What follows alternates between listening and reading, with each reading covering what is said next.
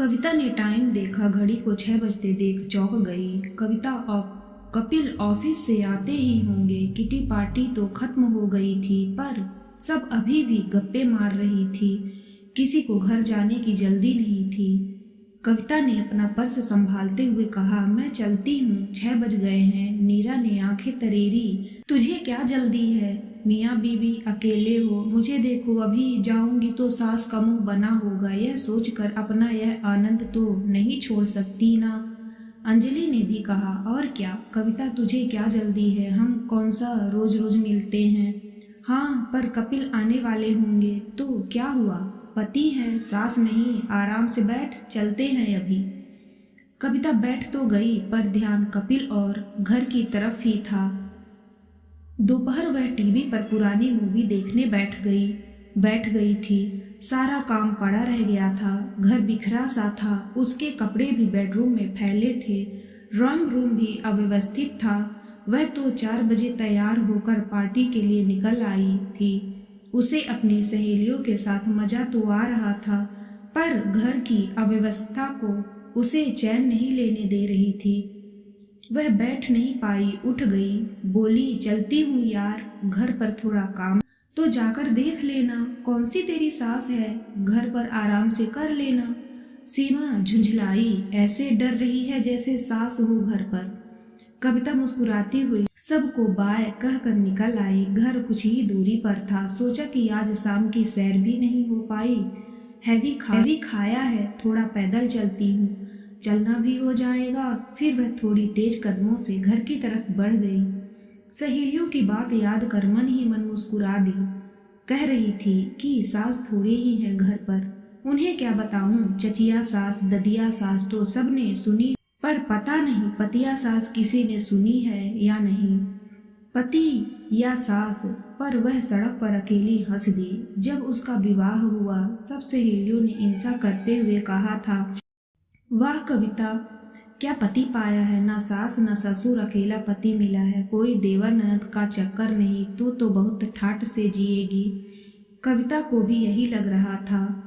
खुद पर इतराती कपिल से विवाह के बाद वह दिल्ली में मुंबई आ गई थी। कपिल ने अकेले जीवन जिया है। वह उसे इतना प्यार देगी कि वे अपना सारा अकेलापन भूल जाएंगे। सिर्फ कपिल होंगे, क्या लाइफ होगी। कपिल जब 3 साल के थे तभी उनके माता पिता का देहांत हो गया था। कपिल को उनके मामा मामी ने ही दिल्ली में पाला पोसा था। नौकरी मिलते ही कपिल मुंबई आ गए थे। खूब रंगीन सपने संजोए। कविता ने घर गृहस्थी संभाली तो 1 महीने में ही उसे महसूस हो गया कि कपिल को हर बात, हर चीज अपने हिसाब से करने की आदत है। हमेशा अकेले ही सब मैनेज करने वाले कपिल को एक एक चीज अपनी जगह साफ सुथरी और व्यवस्थित चाहिए होती थी। घर में जरा भी अव्यवस्था देखकर कपिल चिढ़ जाते थे। कविता को प्यार बहुत करते थे, पर बात बात में उनकी टोका टाकी से कविता को समझ आ गया था कि सास ससुर भले ही नहीं है, पर उसके जीवन में कपिल ही एक सास की भूमिका अदा करेंगे। और उसने अपने मन में कपिल को नाम दे दिया था पतिया सास। कपिल जब कभी टूर पर जाते तो कविता को अकेलापन तो महसूस होता, पर सच में ऐसा ही लगता है जैसे अब घर में उसे बात बात पर कोई टोकेगा नहीं।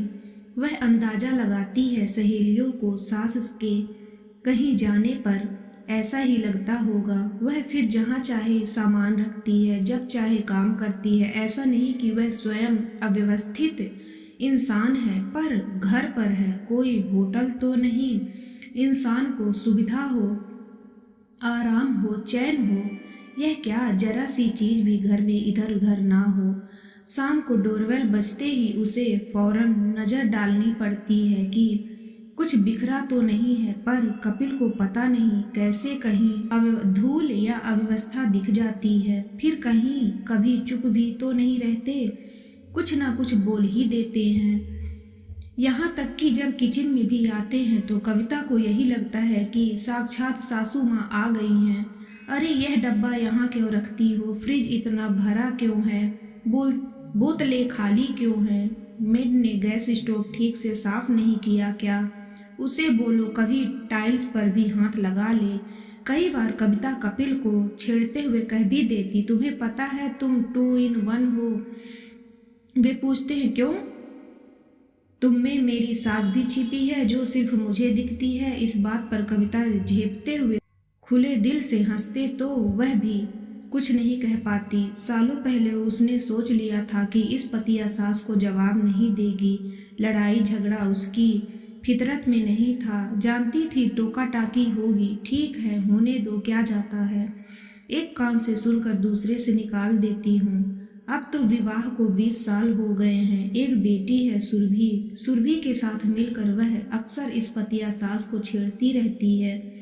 दो ही तो रास्ते हैं, या तो वह भी बहू बनकर इस पतिया सास से लड़ती रहे, या फिर रात दिन होने वाले टोका टाकी की तरह ध्यान ही न दे, जैसा कि वह सचमुच सास होने पर करती। सुरभि भी क्लास से आती होगी। यह सोचते सोचते वह अपनी बिल्डिंग तक पहुंची ही थी कि देखा कपिल भी, कविता भी मुस्कुराई और घर जाकर होने वाले वार्तालाप का अंदाजा लगाया।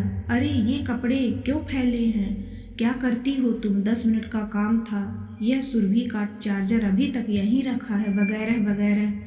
कपिल के साथ ही वह लिफ्ट से ऊपर आई। घर का दरवाजा खोल ही रही थी कि कपिल ने कहा, कविता कल मेड से दरवाजा साफ करवा लेना, काफी धूल जमी है दरवाजे पर। अच्छा, कहकर कविता ने मन ही मन कहा कि आ गई पतिया सास। कविता सावधान।